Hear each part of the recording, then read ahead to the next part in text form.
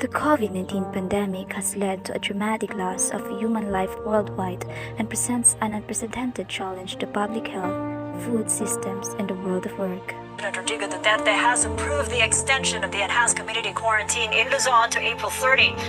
Domestic air and domestic sea travel to and from Metro Manila shall be suspended beginning March 15, 2020. Millions of agricultural workers, waged and self-employed, while feeding the world, regularly face high levels of working poverty, malnutrition, and poor health.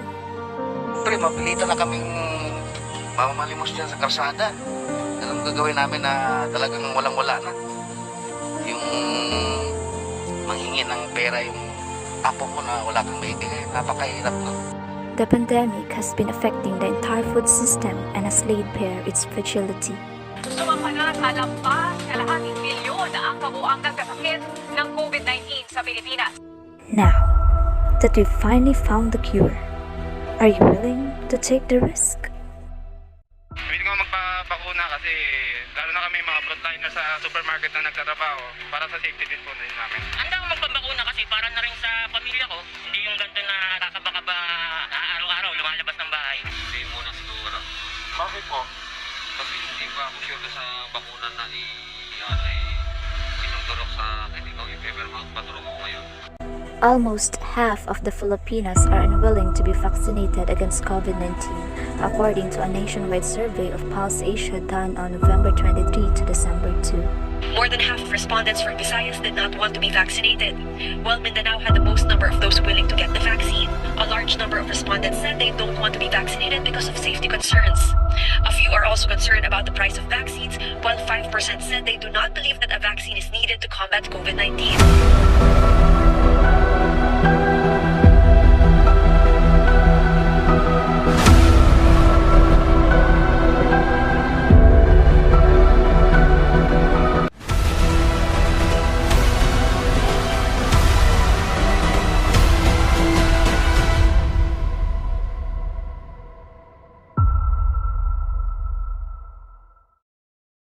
Hi, I'm Cham, and here's what you need to know about the COVID-19 vaccines. If history is of any guide, it usually takes 8 to 20 years for a new vaccine to be developed. But the process of finding the antidote for the COVID-19 vaccine has bucked that trend. Within 1 year, scientists all over the world have come up with over 60 COVID-19 vaccine candidates. 6 of them has been given the green light for commercial use as of January 2021. 2 messenger RNA vaccines by Pfizer-BioNTech and Moderna. 2 viral vector vaccines by Oxford AstraZeneca and Gemalea. And 2 inactivated virus vaccines by Sinopharm and Sinovac.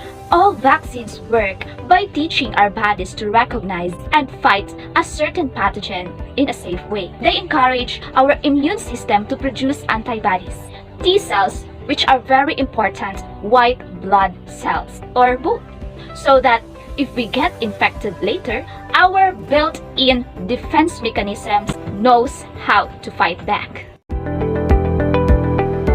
So what are the benefits of these vaccines? Let's start with messenger RNA vaccines. Messenger RNA, namely Pfizer, BioNTech, and Moderna, is a sequence of genetic code that tells our body cells what proteins to build so they can function. When a synthetic version of a virus messenger RNA gets injected in us, our body cells will read it as an instruction to build the relevant viral protein. Our immune system will then respond to it, and in doing it so, it learns how to protect against future injections by that virus. Think of the messenger RNA vaccine as someone handling a detailed record of a virus to our immune system. The system studies the file and finds a way to defend against the pathogen. Now, the viral vector vaccines, namely Oxford, AstraZeneca, and Gemalea, uses harmless virus that is altered by introducing parts of its genetic material, like the code for COVID-19 spikes protein, which binds with the receptors on the cells of its victim and transfer the code into our cells, which will then produce the protein. This will trigger an immune response, getting our body ready to attack the real virus. Ebola vaccine have used this method. And last but not the least, inactivated vaccines, namely Sinopharm and Sinovac. This is the most traditional and commonly used technology. Just the name implies, the virus cultured then stripped of its disease-producing capacity before being injected to us. While the injected virus cannot cause diseases, it will cause our bodies to produce an immune response which will protect against future infections. Whooping cough, rabies, and hepatitis A all use inactivated vaccines. All of these 6 frontrunners, the Pfizer-BioNTech vaccine is the most effective at 95% according to primary efficacy analysis. So now let's proceed to the cons of the COVID-19 vaccine. Although the Pfizer and Moderna vaccine top the effectiveness chart, they face a major challenge. They have to be kept at minus 70 degrees Celsius and minus 20 degrees Celsius respectively, whereas injections from Oxford, AstraZeneca, Gemalaya, Sinopharm, and Sinovac can be stored in normal refrigerator temperatures, which is more practical, especially in developing countries. However, the 6 jobs share one similarity. They all require 2 doses, a priming shot, and then a booster shot between 14 and 28 days later, depending on the vaccine. What are the side effects of the COVID-19 vaccines? The side effects of COVID-19 vaccines include headaches, fever, tiredness, soreness, and redness at the site of injection. Serious allergic reactions have also been detected, but that's a 2 in a million chance. Vaccine play a very important role, especially right now that we're experiencing health crisis. The COVID-19 vaccines are very important because it is useful to us people as it helps us to protect our health and the community and to help prevent the spread of any viruses. Protecting ourselves by wearing masks, face shield, washing hands frequently, using hand sanitizers, and social distancing help reduce the chance of being exposed to the virus or spreading it to the others. But these measures are not enough. Vaccines will work with our immune system as it will be ready to fight the virus if we are exposed. It is more effective to protect our health and all the people. It is our way to end up the pandemic, to feel the new normal life again. Baby boomers and millennials generally turn to different sources of information, but all ages expect communication from local government. When releasing community news and updates regarding to the COVID-19, government communicators should know what channels will best reach their various resident demographics. Notably, residents of all ages about equally rely on their local government website, first and foremost for important information of COVID-19 in their community. Millennial tends to use different channels of communications, especially social media.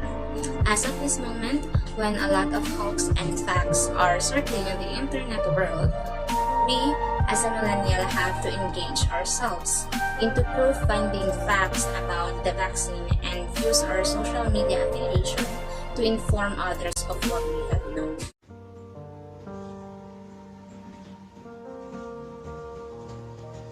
We know that COVID-19 mortality rates rise with age, but although the pandemic has huge implications for the residents of all ages, there is much less news about generational differences in emotional, physical, and economic well-being.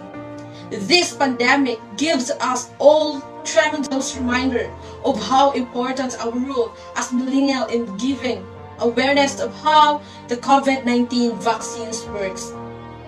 We should be mindful of how it works for us to decide whether we take it or not. This is not the time to just chill, but this is the time to use our voice to be heard, instead of just surfing to social media for just nothing. Why don't we use this platform to spread awareness of what are the benefits of these vaccines to each one of us. In this way, people can be able to think wisely if they will take it or not. As a millennial living in the 21st century, we can help our fellow Filipinos using the technology. We can do it. We are not just a millennial, but we are a millennial with a purpose.